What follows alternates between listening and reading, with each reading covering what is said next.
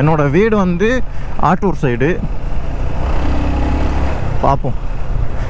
நிறைய கமிட்மெண்ட்ஸ் இருக்குது கைஸ். கொஞ்சம் கடன் அதிகமாக இருக்குது. நம்ம வீடு வேறு வாங்கியிருக்கோம். பார்ப்போம் என்ன கதை அப்படின்னு. 23 வயசு தான் ஆகுது. கல்யாணத்தை பண்ணியாச்சு, வீட்டை வாங்கியாச்சு, 2 வண்டியை வாங்கியாச்சு.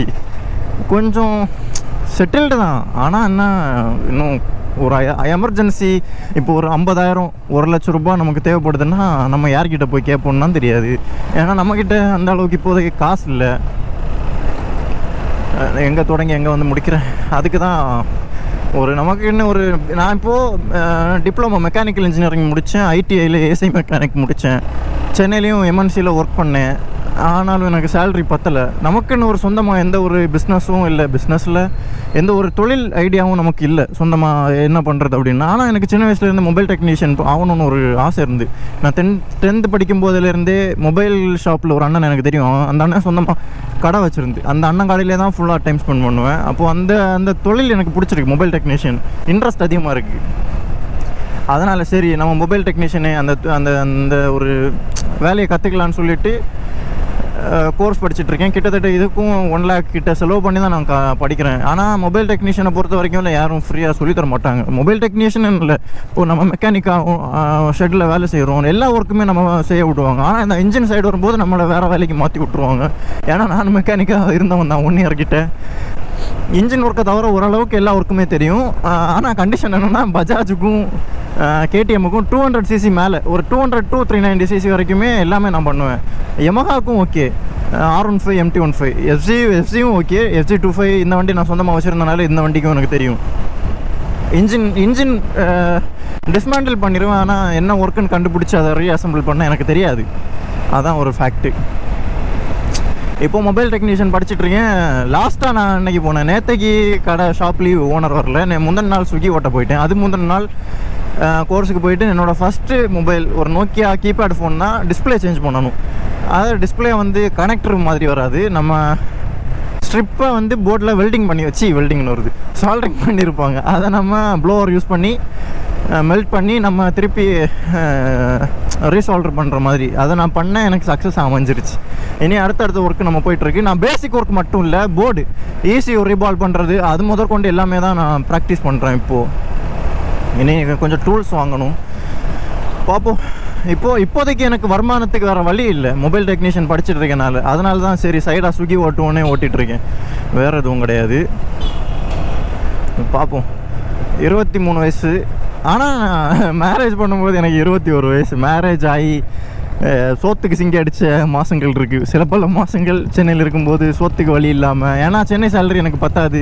என் ஒய்ஃப் நர்ஸு, அவளுக்கும் அங்கே வேலை கிடைக்கல.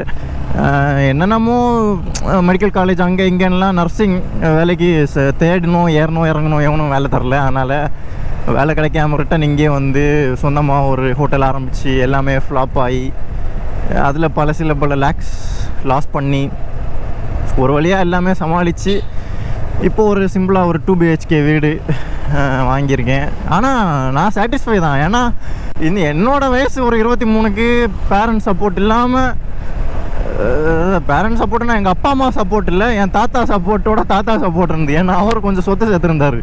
அதை கொஞ்சத்தை சேல் பண்ணேன், தனியாக இடம் வாங்கினேன், கொஞ்சம் லோன் போட்டேன், லோன் கட்டிகிட்ருக்கேன்.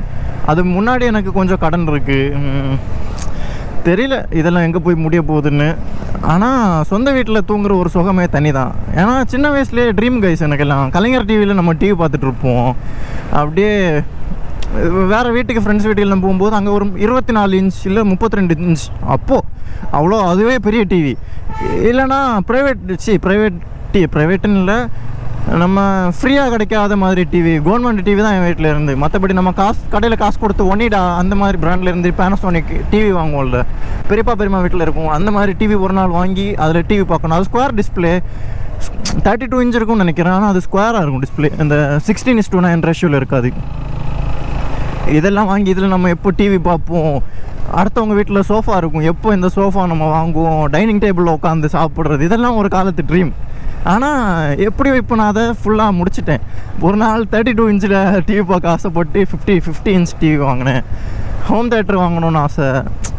அது எல்லாமே பட்ஜெட்டில் தான். ஆனால் அந்த ஆசையை நான் ஃபுல் பண்ணிட்டேன். சாப்பாட்டுக்கு வழி இல்லாமல் இருந்த காலம். சென்னையில் இருந்தப்போ எப்படின்னா தண்ணி குடிக்கிறதுக்கு நம்மக்கிட்ட டம்ளர் இருக்காது.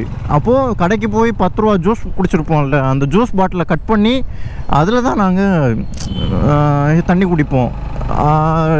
லெமன் டீன்னு சொல்கிறேன், லெமன் ஜூஸ் தான் ஃபுல்லாக குடிச்சிட்டே இருப்போம். வயிற்றுக்கு ஒத்துக்காமல் எங்கள் 2 பேருக்கும் டயரியா வரும். நான் ரொம்ப ரொம்ப கஷ்டப்பட்டோம். எக்ஸ்ட்ரா ஓடி டைம், எங்களுக்கு என்ன டைம் ஸ்பெண்ட் பண்ண முடியாது, மொபைலில் ரீசார்ஜ் பண்ண முடியாது. நான் வேலைக்கு போனதுக்கப்புறம் எப்படி இருக்கேன்னு அங்கே வீட்டில் எல்லாம் ஃபைனானு கேட்க முடியாது. இன்னொருத்தர் ஃபோன்லேருந்து வாங்கி கால் பண்ணலான்னா அங்கே இன்கமிங் கூட கட் ஆயிரும். அந்த மாதிரி கஷ்டப்பட்டோம். நான் எம்என்சியில் ஓரளவுக்கு நல்ல போஸ்டிங் அதில் தான் இருந்தேன். Salary okay. ஆனால் சென்னையில் லீவ் பண்ணுற அளவுக்கு எனக்கு சேலரி பத்தலை. ஒருத்தன் சேலரி வச்சு வீட்டு வாடகை, கரண்ட் பில், தண்ணி பில் எதுவுமே என்னால் கட்ட முடியல. எனக்கு கீழே வேலை செய்வாங்கல்ல, நான் ஒரு இதில் இருப்பேன். கம்பெனிக்கு திங்ஸ் வரதை நான் செக் பண்ணிவிட்டு இன்னொருத்தங்களை வச்சு அதை நான் உள்ளே கொண்டு போகிறதுக்கு வைப்பேன். இல்லை, அந்த உள்ளே கொண்டு போகிறவங்க எனக்கு சாப்பாடு போட்ட நாள் எங்களை வீட்டுக்கு இன்வைட் பண்ணி அவங்க ஒரு நாள் மட்டன் கறியெல்லாம் வச்சு கொடுத்தாங்க. அப்போ தான் சாப்பாடு எனக்கு அப்போ அழகே வந்துருச்சு. ஏன்னா கம்பெனியில் நான் நல்ல சாப்பாடு சாப்பிடுவேன், அவளுக்கு சாப்பாடு கொடுக்க முடியாது. எப்படியோ அன்னைக்கு கொடுத்ததில் எனக்கு கொஞ்சம் சந்தோஷம். அவங்க கொஞ்சம் கிளாஸு, தோசை சுடுறதுக்கு தோசை கல், கொஞ்சம் சாப்பாடு வைக்கிறதுக்கு அலுமினியம் பாட் இதெல்லாம் கொடுத்தாங்க. அதில் தான் சமைச்சு சாப்பிட்டுட்டு இருந்தோம். அதெல்லாம் நினச்சா என்னமோ இருக்குது. ஆனால் இப்போது நான் இருக்கிற கண்டிஷன் பரவாயில்ல. ஏன்னா நான் 2 நாயை வளர்த்தி அதுக்கு டெய்லி முட்டையும் படிக்கிறீங்க போடுற அளவுக்கு நான் இருக்கேன். இப்போது எல்லாமே ஓகே தான். ஆனாலும் என்னன்னு தெரியாது, இன்னும் அளவுக்கு மீறி ஆசைப்படுறேன். அப்படி ஆசைப்பட்டதால தான் கொஞ்சமாவது நம்மளால் அந்த ஆசையில் பாதியாவது நம்மளால் ஃபுல்ஃபில் பண்ண முடியும். நம்ம லிமிட் இவ்வளோ தான், இதுக்கு மேலே நம்ம ஆசைப்படக்கூடாது அப்படின்றதான் நம்மளால் எதுவுமே பண்ண முடியாது. அதுதான் ஒரு உண்மையான ஃபேக்ட்டு. இதை யார் நம்பலன்னு எனக்கு தெரியாது. நான் இப்போது இந்த வீடு வச்சுருக்கேன்னா, ஆனால் எனக்கு இன்னும் சொத்து சேர்க்கணும், இன்னும் கோல்டு சேர்க்கணும்னு எனக்கு ரொம்ப வெறி. ஆனால் ஆல்ரெடி என்கிட்ட இருந்த கொஞ்சம் கோல்டு என் வீட்டில் தான் அடகு வச்சு கேட்டாங்க. நான் அடகு வச்சு காசு கொடுத்தேன். இப்போ நான் எப்போ உங்ககிட்ட இருந்து காசு வாங்கினேன்னு கேட்டாங்க. எனக்கு அதுவே பெரிய ஒரு ஒரு ஒரு ஒரு ஏமாற்றம். ஏன்னா நம்பி நம்ம லோன் எடுத்து கொடுத்தோம், காசு இருந்த ஜுவல்ஸ் அடகு வச்சு கொடுத்தோம். ஒய்ஃப் வேலைக்கு போயிட்டு இருக்கும்போது அந்த சேலரி வீட்டில் தான் கொடுத்தேன். எல்லாமே நான் எப்போ வாங்கினேன்னு கேட்டு நம்ம தலையில் கட்டி விட்டாங்க எல்லாத்தையும். நிறைய பிரச்சனை. ஏன்னா நான் லவ் மேரேஜ், கன்னியாகுமரியை பொறுத்த வரைக்கும் நிறைய டவுரி பிரச்சனை. எனக்கு டவுரி தேவையில்லை, என் வீட்டில் உள்ளவங்களுக்கு டவுரி வேணும். அதனால் நான் வீட்டை விட்டு தனியாக வந்துட்டேன். இப்போது எங்கள் வாழ்க்கை நல்லபடியாக போகுது. கிட்டத்தட்ட ஒரு 1.5 இயர் கிட்ட நாங்கள் லிவிங்கில் தான் இருந்தோம். ஏன்னா மேரேஜ் ரெஜிஸ்ட்ரேஷன் பண்ண முடியாது. அவள் ஹிந்து, நான் கிறிஸ்டின். அது இப்போது 2 பேருக்குமே 22 இயர்ஸ் கம்ப்ளீட் ஆகணும். இல்லை 21 இயர்ஸ் கம்ப்ளீட் ஆகணும். இப்போ தான் கொஞ்ச நாள் முன்னாடி தான் என் ஒய்ஃபும் 21 இயர்ஸ் கம்ப்ளீட் ஆச்சு. கல்யாணம் ஆகும்போது அவளுக்கு 19, எனக்கு 21. நான் 2002 ஜான்வரி, என் ஒய்ஃப் 2003 ஆகஸ்ட். அதனால் 1.5 வருஷம் லிவிங்கில் தான் இருந்தோம்.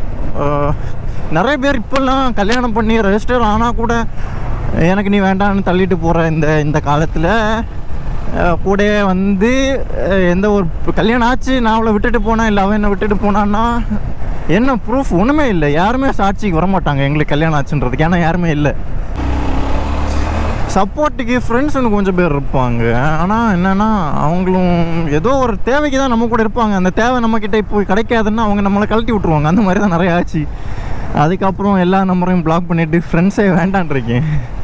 இப்போ எல்லாமே நான் தனியாக தான் பார்த்துட்ருக்கேன், ஃப்ரெண்ட்ஸ் இல்லை. வீட்டில் யாரும் இல்லைன்னா நான் தனியாக தான் இருப்பேன். யார் கூட நம்ம வச்சு வெளியே போக முடியாது, ஃபன் பண்ண முடியாது. ஏன்னா எனக்கு தேவையில்லை, எல்லாத்தையும் பார்த்தாச்சு, முடிச்சாச்சு. ஏதோ ஒன்று எனக்கு அப்படியே மைண்டு மெண்டல் பிடிக்கிற மாதிரி கிறுக்க ஆகிட்டேன் அப்படின்னா திடீர்னு நான் கிளம்பிடுவேன். பைக் எடுத்துகிட்டு ரைடிங் ஜாக்கெட், பூட் எல்லாத்தையும் மாட்டிட்டு எங்கேயாவது ட்ரிப்பு போயிடுவேன். ஒரு 3 டேஸ் இந்த பக்கமே நான் வரமாட்டேன். அந்த மாதிரி ஒரு ஆள். லாஸ்ட்டாக இந்த வருஷம் மட்டுமே 2 தடவை நான் தனியாக ஊட்டி போயிருட்டேன்.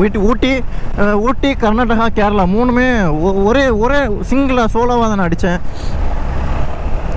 லாஸ்ட் இயரில் டிசம்பர், நவம்பர், அது முன்னாடி ரிவர்ஸில் எனக்கு வரல. டிசம்பர், நவம்பர், அக்டோபர், ஆகஸ்ட் இந்த மாதம் எல்லாமே தனியாக கொடைக்கானல் எல்லாமே சோலோவாக தான் போயிட்டு வந்தேன். ஏன்னா ஒர்க் ப்ரெஷர் அவ்வளோத்துக்கு இருக்குது, பொறுக்க முடியல. சோலோவாகவே நம்ம போயிட்டு வருவோம். ஏன்னா தேவையில்லை, ஃப்ரெண்ட்ஸ் தேவையில்லை, அந்த ஒரு மைண்டுக்கு வந்ததுனால. ஏதோ ஒரு ஸ்ட்ரெஸ் ஆகிட்டேன்னா கிளம்பிடுவேன். முன்னாடி SJ Cam SJ6 லெஜெண்ட் இருந்து, ட்வின் பைக்கர்ஸ்னு சேனல் இருந்து 2000 சப்ஸ்கிரைபர் மேலே இருந்து எல்லாமே போச்சு, கையை விட்டு போச்சு. இப்போது திருப்பி ஸ்க்ராப்லேருந்து ஆரம்பித்து இப்போது 300 சப்ஸ்கிரைபர் பக்கம் தான் வந்திருக்கும். இது ஒரு பெரிய விஷயமே இல்லை. நான் நிறைய பேருக்கு அது பெரிய விஷயம் இல்லை, ஆனால் எனக்கு இது பெரிய விஷயமா இருக்குது. ஏன்னா சேனலில் போய் பார்த்தா தெரியும், அத்தனை வீடியோஸ் போட்டிருப்பேன். 300 சப்ஸ்கிரைபர் தான் வந்திருக்கு. இதெல்லாமே என்னோடய சொந்த கதை, சோக கதை.